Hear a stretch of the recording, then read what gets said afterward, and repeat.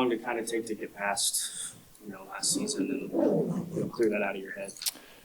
I mean, I don't know if there's a defining point. You kind of use that as motivation throughout the whole summer. You're angry, pissed off that your season was cut short and we didn't accomplish our goal, and so you use that as motivation all summer to be as prepared as you can and ready for a good start to the season and carry that through. So. They knocked us out in the first round and went on and finished the job, and that's what we're trying to do this year is get the job done. You've been on so many teams that have finished that job. What is the difference between, or that fine line between maybe what happened last year and winning those tough 6-7 game series and fueling that momentum? Yeah. No, I mean, it's probably tough to pinpoint one thing. I mean, if you look at a series, one game you lose because of special teams, the other game you lose with the lead late.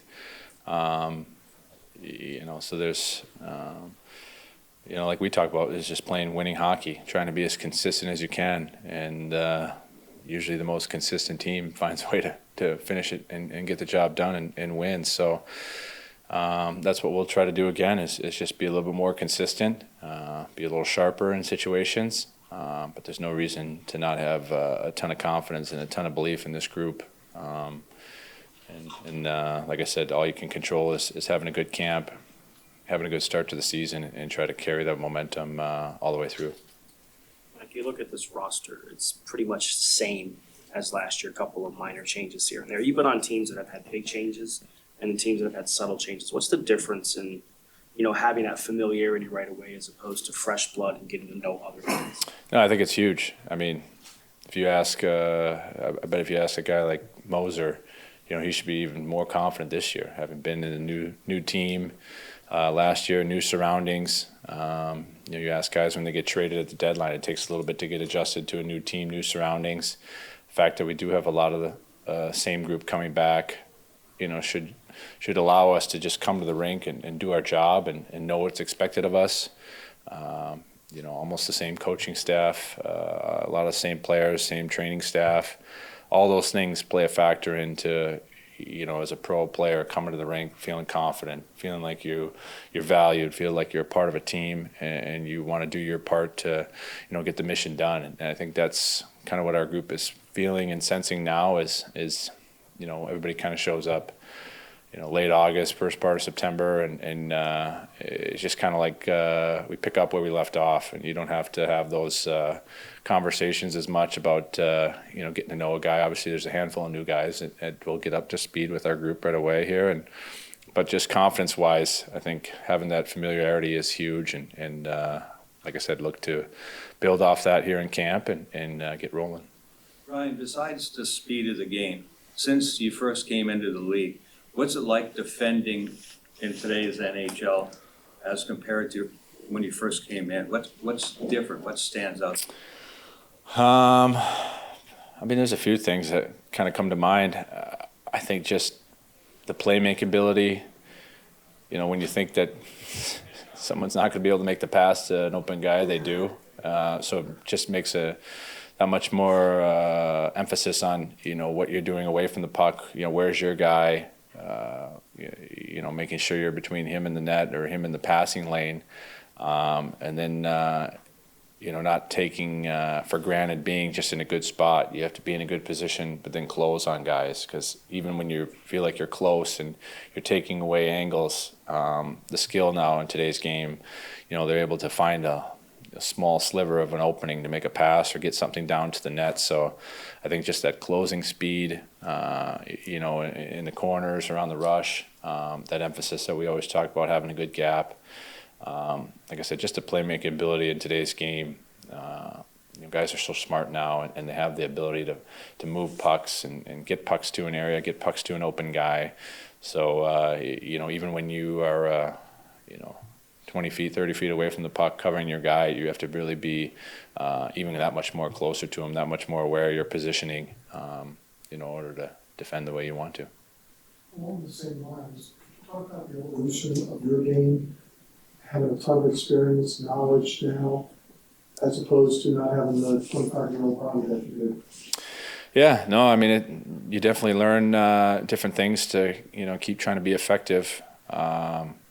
Just kind of my hockey sense, I think, knowing where guys are at, knowing where that next play might come, trying to, try to stay ahead of that next play is kind of my main emphasis, when I'm out there on the ice. And, certainly still feel like I can skate and get up and down the ice and do what I need to do there. But like I said, the anticipation, the skill level, the playmaking that happens, you've got to be able to try to anticipate it, try to see it, just like the opposition is, before they get the puck, they know where they're going with it. If he's going to get this puck, where's his next opportunity? Where's the real threat? The next threat after that? Those kind of thought processes is always what I'm trying to do, and I feel like it's a good strength of mine is trying to have a little predictability of where the next play might be, and communicate with the guys on the ice, communicate with my partner of taking away the most dangerous area, the most dangerous guy, and like I said, feel as confident as ever going into a season this year, having a good summer and really kind of stacking these long summers, which I think is an unfortunate thing, but at my age too, my body appreciates it for sure. And like I said, coming into the season really with no issues is a great feeling for me at my age, and looking forward to having a great start and helping lead these guys. Ryan, what do you think made you guys a top 5 defensive team and top 5-on-5 team last year in the regular season? Even if you could quite replicate that throughout the series against. Yeah, no, I mean, obviously, ton of skill on this team, ton of skating ability and speed, and we always emphasize that with our forwards and the 5-on-5 play, what's expected of us defensively. But, we always talk about it, puck management. We want to make plays when they're there. I thought for the most part we did a pretty good job of learning how to play a fun, energetic, skilled, winning hockey brand without taking away the playmaking ability of our team and our skilled players. And you ask anybody in our group, when you make a mistake out there, when mistakes are going to happen, and we, like I said, we have to have that fine line of playing loose, playing free, and allowing guys to be creative out there, but kind of knowing situations, knowing where you're at in the ice, where we're at in the game, up or down. I thought our group really did a good job of managing the pucks, getting our turnovers down, and we saw the results kind of take off from there. It's obviously a point of emphasis from our coaching staff every year is puck management, turnovers, and I think our group has done a great job of buying in, even with the skill and playmaking ability that our forward group wants to have, especially. Mac, this is an Olympic year. You went to the summer orientation camp. How much does that kind of factor into your mind for this year and that opportunity that could be there?